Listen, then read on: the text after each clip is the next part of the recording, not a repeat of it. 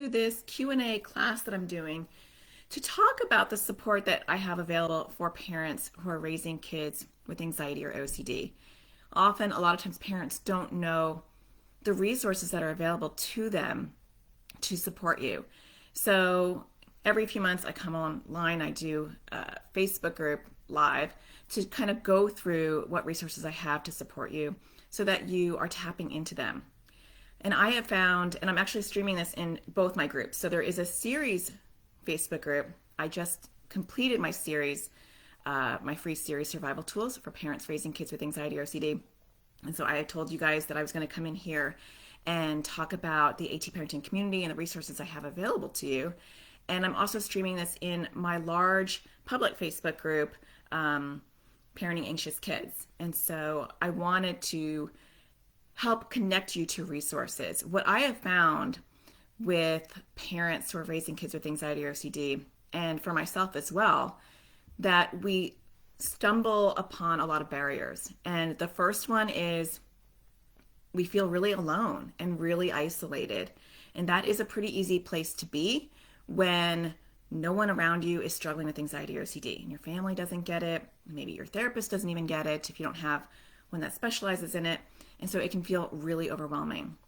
And so I want to go through some of the sources. But before I get started, I'm going to find myself in my feed just to make sure there's nothing worse than going live and being like, wait, I wasn't live the whole time. But I actually am. I can see myself. For those of you that don't know me for some reason, whether you just joined the series or you are in my free large Facebook group and you don't realize that I am actually the admin and creator of this group, let me just introduce myself really quick. My name is Natasha Daniels. For those of you that don't know me, even though you're in my group, that's okay. And I am an anxiety and OCD child therapist, and I'm also a mom to 3 kids with anxiety and OCD of all different flavors. And my kids are now 12, 14, and 20. I feel like when I started this, they were like in their single digits. And so it's been a long time. And I provide global resources for parents who are raising kids with anxiety or OCD. And part of what I do is free series. That's what some of you are in. I offer a free public platform in this Facebook group, the large public one, so that you guys can connect with each other. And so I offer that as a way to support you. And so I'm going to go through some of the things that I do to support you and some things that maybe you're not tapping into. So what I have found is there's 4 areas that really parents struggle with. And you may not be struggling with all of these, but I talked about feeling alone. That's the number one thing. I mean, I see so many parents saying, I feel so alone. I don't know anyone else. Or, oh my gosh, I can't believe you're having the same struggle. I actually saw that a lot in the series this past week, is a lot of times parents are like, oh my gosh, I have the same problem. And it's like, it's a very common problem in the anxiety or OCD world. But because you're not in that world, you don't realize that we all get it. It's something common. So feeling alone is the first one. The next one is not being able to access help. And when you can't access help, you can feel really hopeless. And there's barriers to access for help for all sorts of reasons. It can be that it's financially not affordable. Therapy is expensive. I just put my kids into therapy with specialists because I'm their mom and I really shouldn't treat them. And I'm like, wow, that's really expensive. That's taking a hit on my pocketbook. Totally worth it, but very, very expensive. Not everyone can afford that. There's not always an anxiety or OCD child therapist that gets your child's issues. And so that clinical expertise is sometimes not there. And that can be a big problem because if you get the wrong kind of help, especially for OCD, you can actually be doing more damage inadvertently. And so finding the right clinical expertise and support is crucial. So that's a barrier. Another barrier is your child doesn't want to go in therapy. And so you're like, I don't know what to do. My child doesn't want to work on it. So I'm not even going to look for a therapist. Or maybe you found a therapist, but your child doesn't want to go now. So your hands are tied. So that's another barrier. So there's a lot of barriers to the support. Another barrier is, okay, my child is maybe in therapy, which is awesome and amazing. But what am I supposed to do? Or maybe your child's not in therapy and you are also still wondering, what am I supposed to do? Like, what's my role, right? I know what my child maybe should be doing. Maybe you don't. But what is my role in this? And that's a tricky thing too. And the last one, and this is certainly not the only one, these are the 4 that I just highlight, is your child feels alone. And so there is so much shame and stigma attached to anxiety and OCD. And so when a child feels alone or a teen feels alone, they are less likely to express their anxiety or OCD. They're less likely to want to work on it. They're less likely to want to go see a therapist for it. They're less likely to want to work on their self-esteem, right? It impacts everything about them.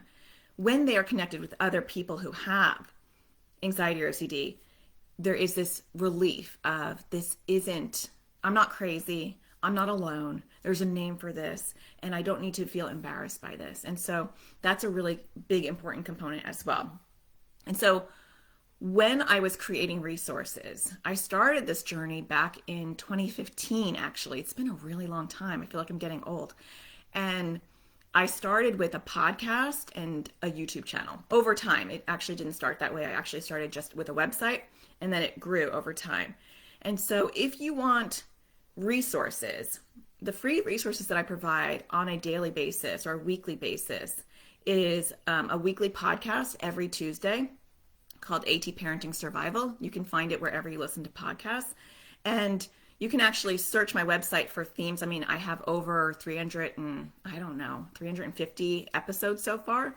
And so really, virtually any topic you can think of, I have a podcast on it. And they're not short podcasts. They go in depth. They give you hands-on support.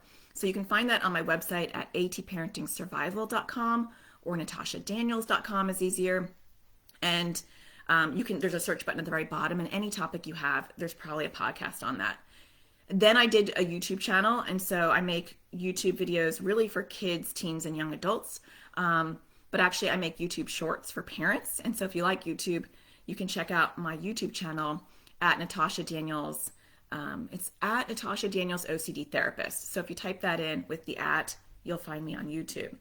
So videos come out every Thursday. So Tuesday podcast, Thursday videos every single week, plus the large free public Facebook group for the community support. Parents did reach out to me and they were like, I really want more though. I got so many emails from parents saying, can I work with you? How can my kids work with you? Initially, when I started this, I had my own private practice. And so I was practicing, but only in Arizona, so I couldn't work with the world. And it was very quickly that my practice was full. So I never had any openings anyway. As this grew, and then my husband passed away, I realized that I really can't do everything and be there for my kids as well and for myself. And so I permanently closed my practice after 16 plus years. And I committed myself to just really providing online resources 100% of the time. And so I actually created this back in 2019. So before all that happened, I created the AT Parenting Community. And the AT Parenting Community was created because I had online courses for parents to learn, step by step, how to teach kids to crush anxiety, how to teach kids to crush OCD, how to teach kids to crush social anxiety. Those are all 3 different classes. I made this online school that has these on-demand video courses that you can take at any time.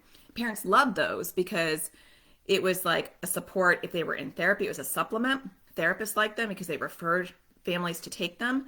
And I actually have a kids one now that came out called OCD course for kids and teens. And so parents were like, oh my gosh, even if my child's not willing to go to therapy, they might be willing to take a class.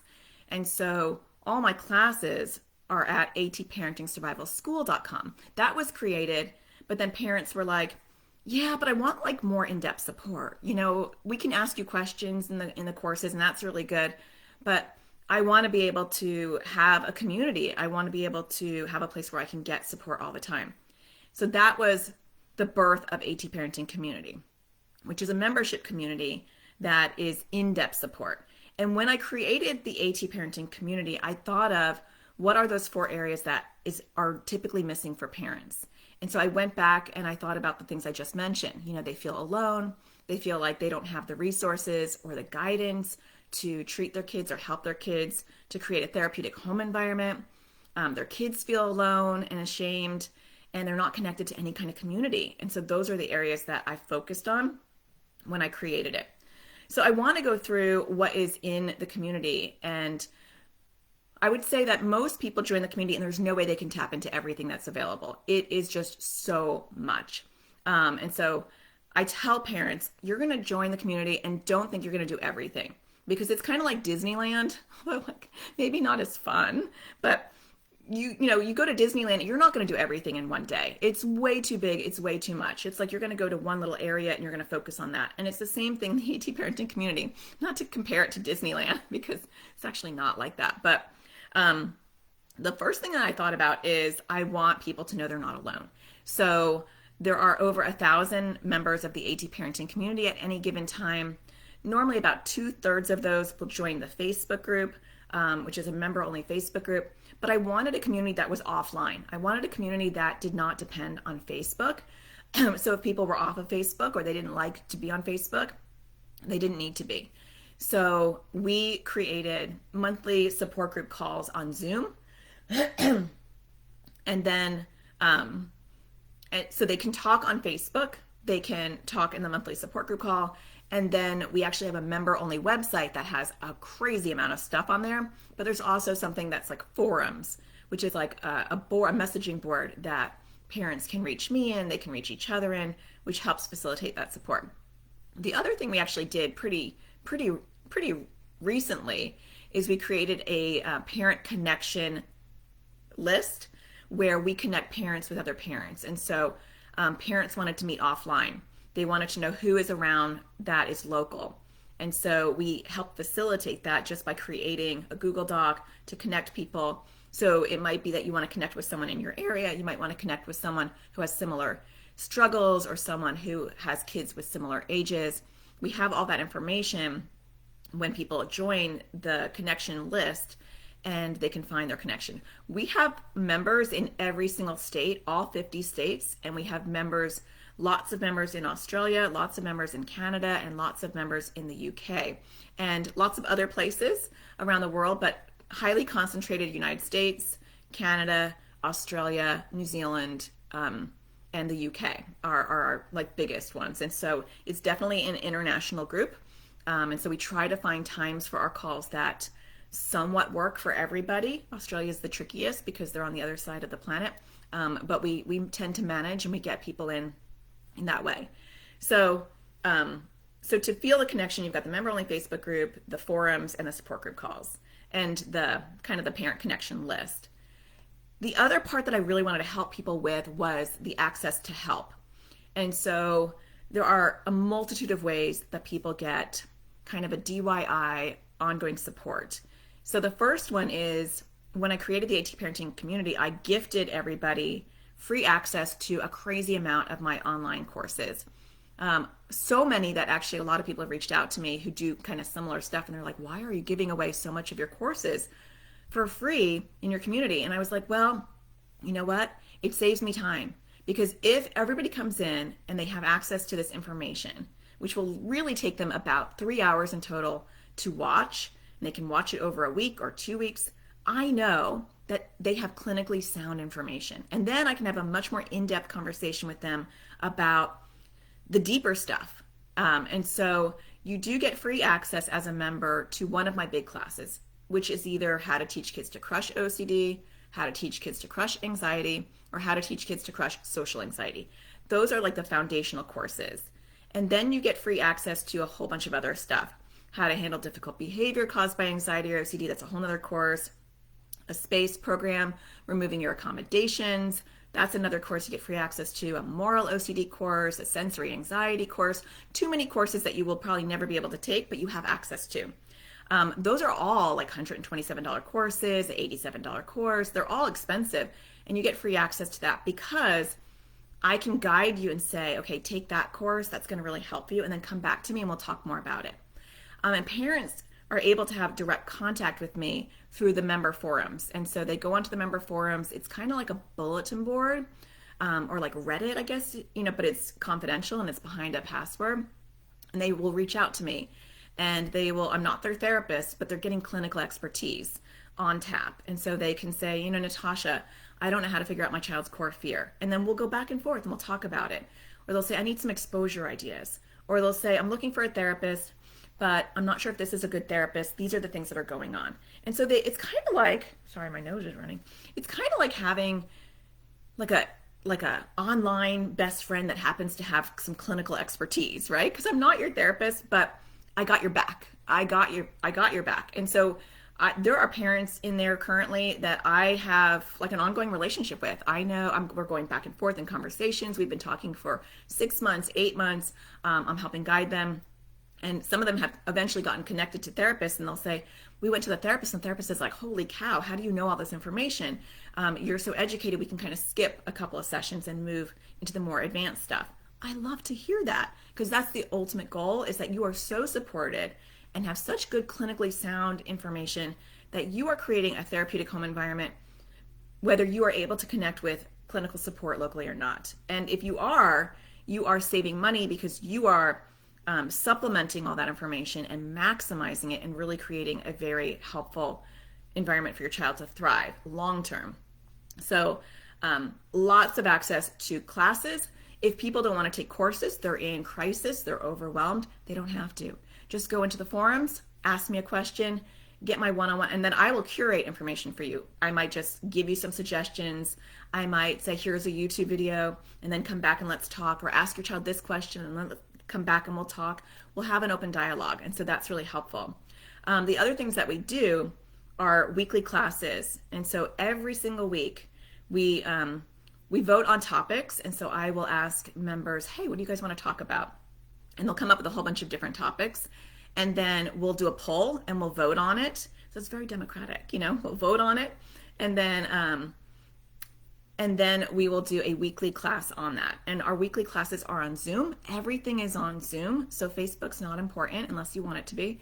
The replays are available in our member portal on our website. And so even if you can never make anything live, you can always submit questions ahead of time, and I will speak to you on the camera through Zoom, and you can watch it in the replay. So there's always an interactive component, even if you are not able to attend live.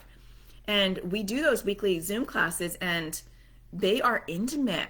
So you get to have a class with me with maybe 5-10 parents. So, and we leave a whole half hour for us to answer questions. And so you get to have direct contact with, someone with clinical expertise, ask your questions, get support from other parents, hear other people's questions. Your knowledge will just grow astronomically because you are soaking up clinical information every week, or you're watching the replay, and you don't have to, but it's available to you. And you get my ear every week in a Zoom call. So that is actually very community oriented as well. We used to do them on Facebook, but we moved to Zoom, and I'm so glad we did, because I feel like it's so much more intimate, and I'm really getting to know the members better because I'm seeing their face, and then I remember their name from the forums, and then I remember their kids' support group calls, and so now I'm like, I get the whole picture. And when I do get the whole picture, I'm able to be like, oh, I see what's going on here. And so that is really helpful. The last thing I want to mention is our kids feeling alone. And so a lot of times our kids don't know any other kids with anxiety or OCD. And so initially the AT parenting community was really just developed for parents. I was not thinking about doing resources for the kids. It seemed like a lot to create. At the time, I had my full-time private practice and 3 kids with anxiety and OCD, so it seemed like a lot. But over time, it was asked for, and parents were like, we really want something for our kids. I do have a video library that when parents want me to make a video for their child, or there's a topic they wish that there was a video on, I'll make it for them. So we do have a whole library of worksheets and videos for kids. Some parents honestly just join for the support group call, and they don't take advantage of any of these other resources. And that's what I'm saying, that any one of these, access to those courses, access to a support group call, access to the live classes, any one of these components is gold. And so you don't have to tap into all of this to get value for your membership. But we did start to create kid and teen resources above and beyond the the worksheets and the videos. And so we created support group calls for them. So once a month, we have the kids join a support group call, and we do it in 2 different groups. So we have the 7 to 11-year-olds and the 12 to 18-year-olds. And we have a good batch of kids on both ends, super kind-hearted, very well-versed in anxiety and OCD. They give really good advice to each other. They talk about exposures. They talk about ERP. They talk about really healthy therapeutic advice. And I moderate it myself, so I make sure that there's clinically sound suggestions happening in there, but most of the time the kids take over and they suggest things for each other. I would say on our support group calls, we get between, I would say between 8 to 15 kids a call. It really just depends on the month, but that's a good group of kids. Some kids are, they come in and they don't have their audio or video on. They just want to hear other kids talking. Ironically, over time, those kids tend to turn their cameras on as they feel like it's not a very threatening environment and they get more involved. And so that is another component of the AT parenting community. We also created a buddy program where, and the buddy program was actually created before the parent connection program was. It's the same concept, it's just one's for kids and one's for the parent, where you get to connect your kids. So you join the buddy program, you get access to a Google Doc where you can say, hey, this kid's in my neighborhood, or this kid is the same age, or this kid loves the same stuff that my kid does, and your kids can connect. The parents can control what that will look like, and then your child has someone to connect with that has a similar struggle. And so feeling not alone can be really, really helpful. Some kids have developed a group of best friends from it, and they'll tell me about it on the support group calls. Last support group call, one kid was like, yeah, I have a whole group of friends from this. And it was really, it was just really nice to hear that. And so if you have questions about the AT parenting community, feel free to leave them in the comments. I actually won't be able to see, I am currently in the series Facebook group. I might be able to see comments in the other group too on my computer. I'm not sure. But if you have questions, or if you watch the replay and you have questions, feel free to leave it here, and I'm sure I would get notified. Or you can always email me at atparentingsurvivalhelp@yahoo.com, and we are happy to answer any of your questions about the community.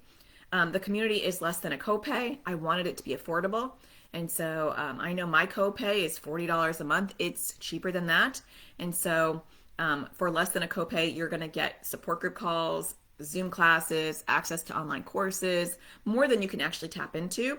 And so there's really good value for the money. You can cancel at any time. I didn't want it to be, I hate those things where you're like, I want to cancel, and then you have to like email customer service and you have to try to find somebody on the phone. I hate that. I hate when I'm feeling trapped. I do not want anything like that. And so you just log on to your account and there's a button and you literally click it. If for some reason that's not working or you're confused, you can just email us and we will cancel your subscription. There's no commitment. You can cancel at any time. Emily said, thank you for this info. Have enjoyed the series and looking forward to more in the community. Yeah, I'm looking forward to seeing you in the community. There's a lot of new members already in the community since we opened it up on Monday. Actually, for the wait list, it was opened up on Friday. And I'm already getting to know a whole bunch of people in the community. In the forums, they're already reaching out to me in the forums and asking me questions. And so I'm really excited to see this new group of energy coming into the community so that I can support them.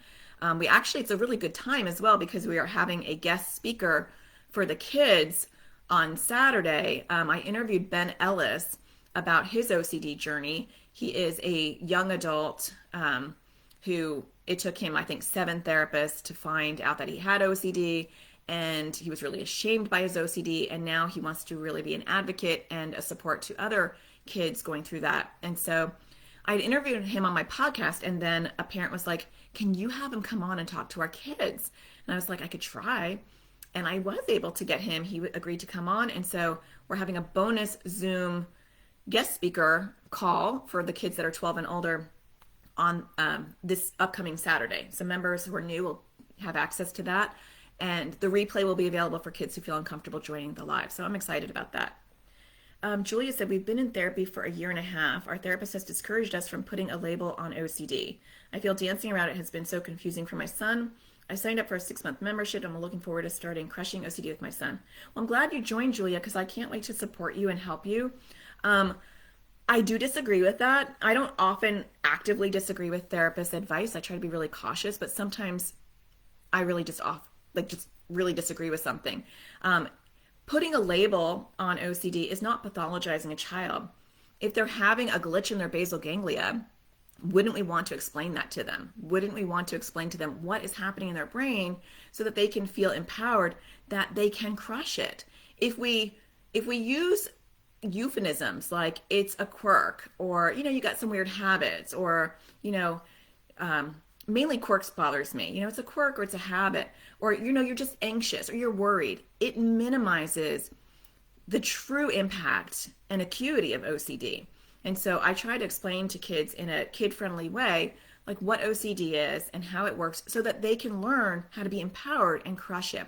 When we don't name it, we're missing the whole education piece. And without the education piece, how can you see the illusion that OCD creates? Because OCD creates an illusion. And then if our kids live in that bubble of illusion and they don't look behind the curtain, kind of like the Oz, then they believe the lies that OCD is spoon feeding them. And so I am very actively disagreeing with that advice because I do feel like the first step is educating kids on what OCD is. And in fact, a lot of kids have come into my practice, and the first thing that I've done is explain what OCD is. And the relief on their face is palpable. Like, especially with things like moral OCD or scrupulosity or harm OCD, things that make them feel like a really bad person. When you're like, you know what, there's a name for this. And it's common. And there's other kids who have this too.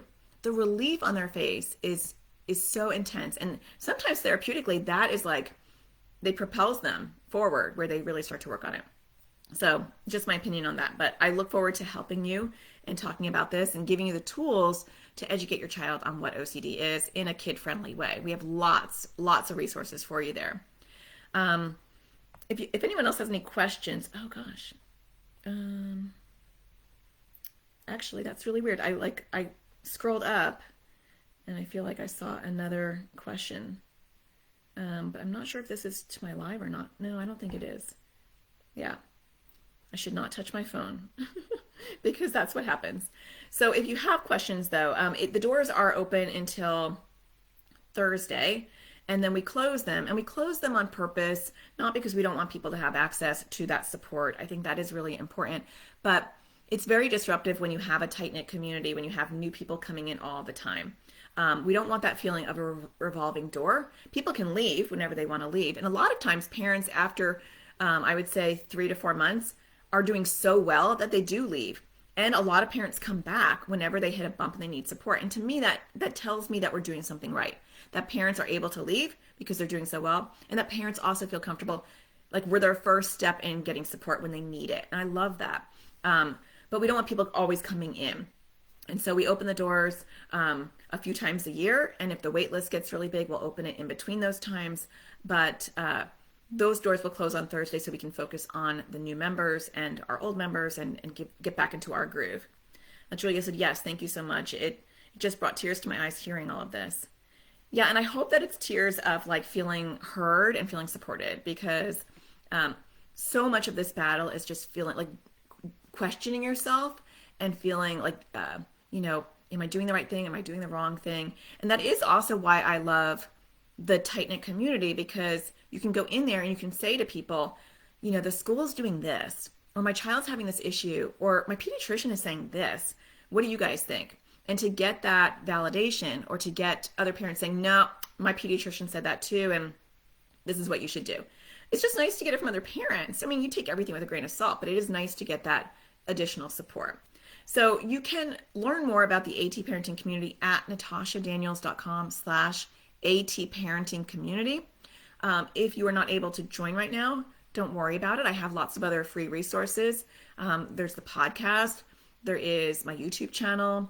There's my website. You can find it all housed at my website at atparentingsurvival.com.